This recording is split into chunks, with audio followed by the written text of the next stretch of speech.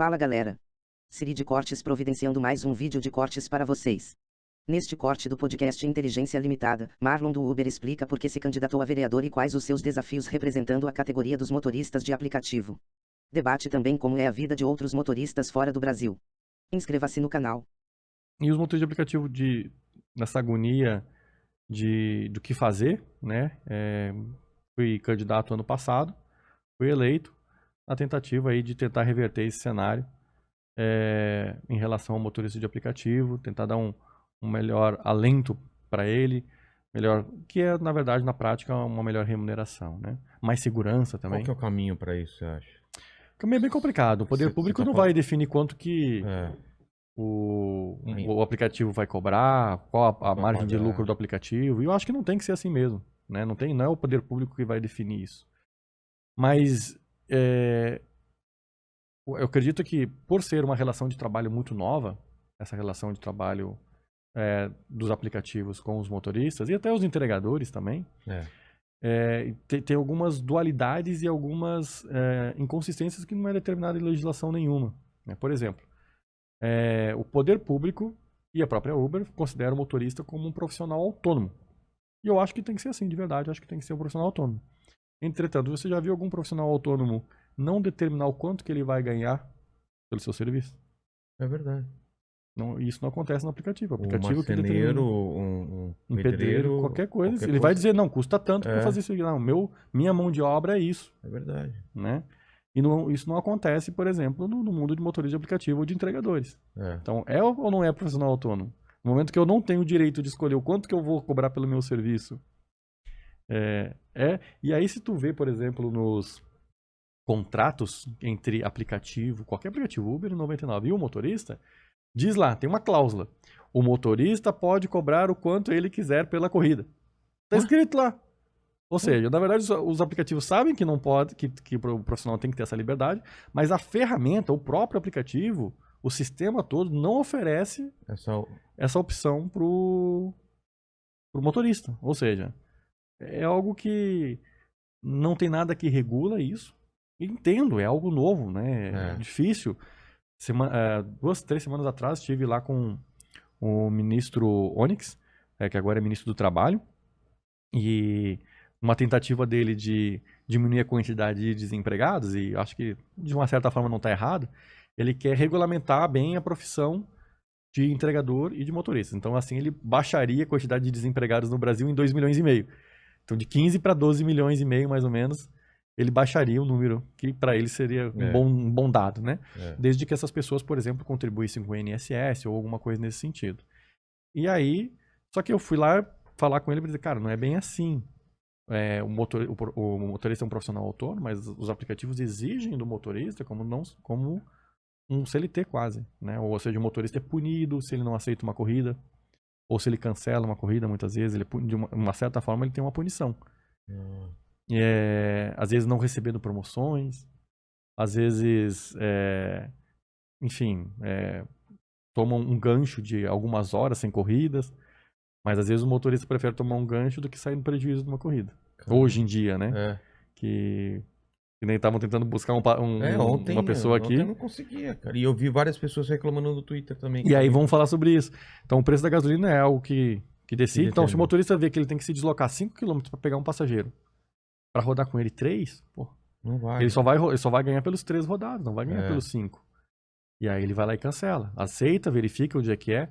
Se é uma zona de risco, né? De repente ele não se sente seguro numa área, e aí ele cancela. Eu, por exemplo, como sou da área de tecnologia, uma das coisas que eu fiz também aí, depois que eu virei youtuber, foi desenvolver um aplicativo paralelo para o motorista, para ele se manter seguro.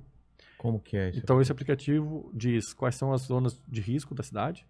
Então se você entrar na zona de risco, ele avisa, você está numa zona de risco.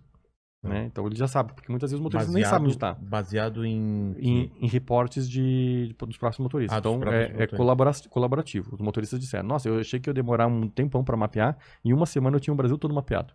Tipo o Waze, que os próprios... Isso, tipo o Waze, assim, foi bem interessante.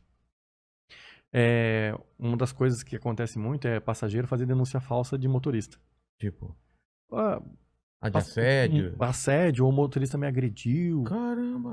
Por quê? Porque a Uber, se você fazer uma denúncia dessa, a Uber vai lá e dá um desconto pra você de R$ 15 na próxima corrida. E aí o motorista se ferra. É. Às vezes, e aí o aplicativo ele consegue usar a câmerazinha da frente do celular, por exemplo, pra gravar o que tá acontecendo dentro do carro. Então ele aperta um botãozinho e aí começa a gravar ali sem ninguém saber o que tá acontecendo. Então já serve como uma câmera, aí fica as imagens, ele pode depois alegar para o aplicativo, olha, nada disso aconteceu, tá aqui a corrida, foi uma corrida normal e tal, não aconteceu nada disso do que eu tô sendo acusado. Ele consegue ter um direito de defesa ali, algo para se defender, né? Caramba. Enfim, são bastante coisas que os motoristas passam. Mas esse aplicativo é pago, é gratuito? A maioria das features dele é gratuita, Tá. né? Aí tem um modo avançado lá, um modo premium, que daí ele paga uma taxa por ano para poder utilizar o aplicativo. Atualmente o aplicativo está com 130 mil usuários no Brasil. Você tem o número de Ubers? Mais ou menos 1 milhão No Brasil? no Brasil. E só em São Paulo, você sabe? Circulam todo dia pela cidade de São Paulo 80 mil motoristas. Caramba. Se você ampliar isso para a região metropolitana de São Paulo, nós temos perto de 150 mil motoristas trabalhando todos os E dias. você sabe que tipo de pessoa que é na maioria das vezes? É um pessoal mais...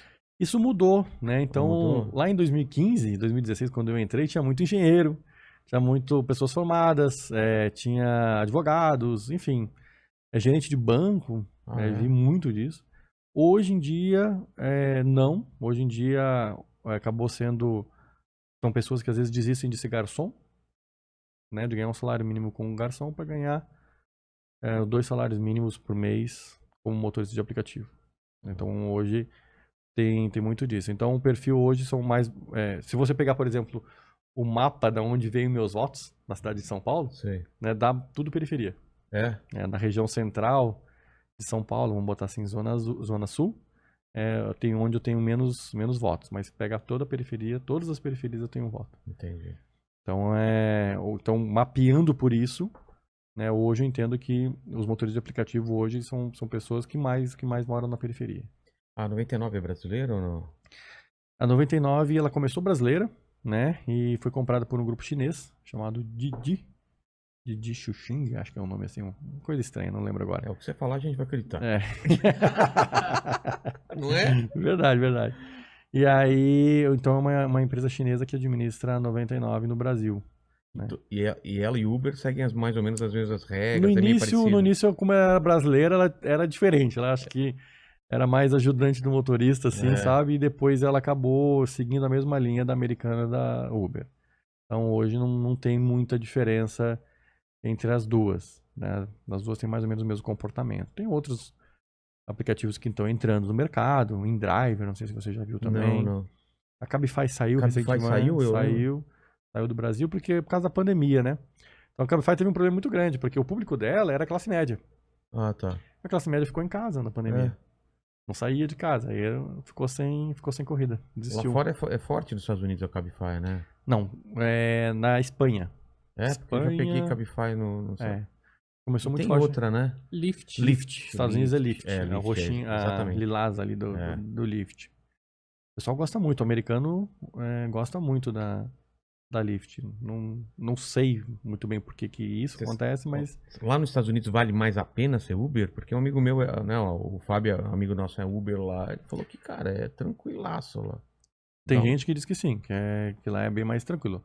Assim como no Brasil, tem muita gente que reclama dos valores pagos, dos salários, mas quando eu olho, nossa, fulano tá tirando $2.000 por semana, mano. Então...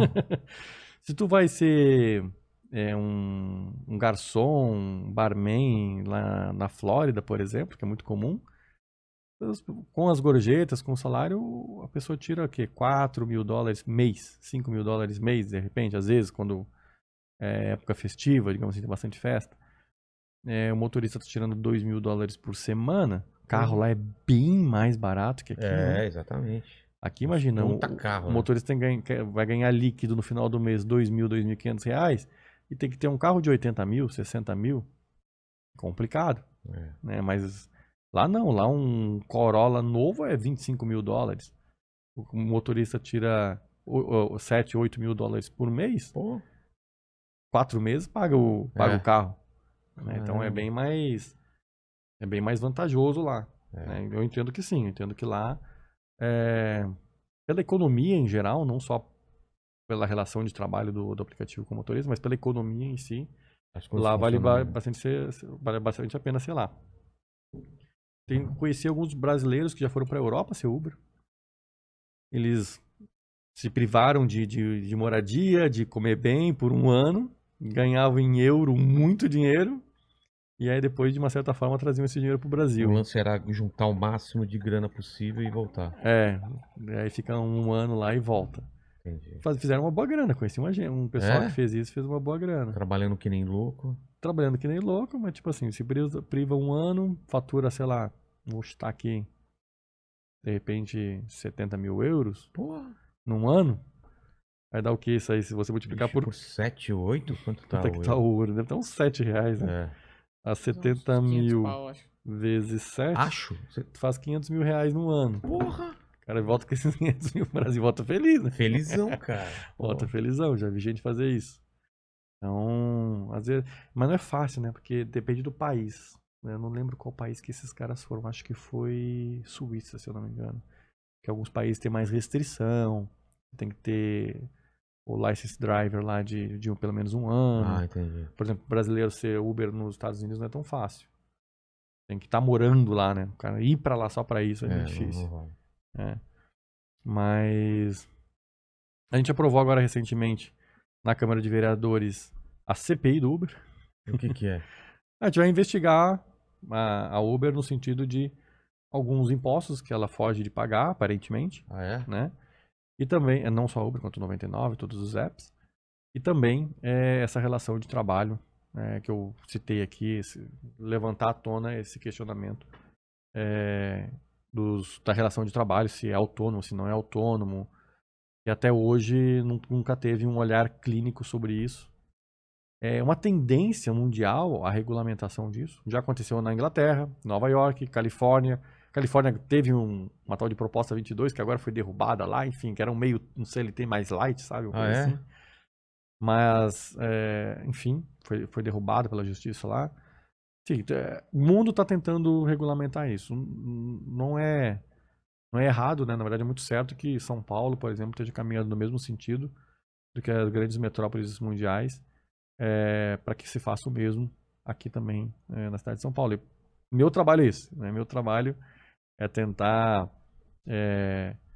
ser essa pessoa que conhece tecnologia, já trabalhou muito com tecnologia, já entende o lado do motorista e tenta achar um meio... Sou empresário, sou empreendedor, tenho meu próprio aplicativo, né? Então entendo o lado do aplicativo também, mas que é alguém que intermedie e consiga chegar a um consenso do que é melhor para todo mundo. Para o aplicativo, para o município, para o governo, para o motorista, algo que fique bom para todo mundo, para o passageiro principalmente, né? Claro. Acho que tem que ser, acho que é ruim quando a pessoa tenta usar o aplicativo E não consegue. Isso é muito ruim. É ruim para o passageiro, que ele passa por uma experiência ruim. É ruim para o aplicativo, que deixa de ganhar. Para o motorista, que também não está feliz com aquela corrida e podia estar. Então, a ideia é inverter esse cenário.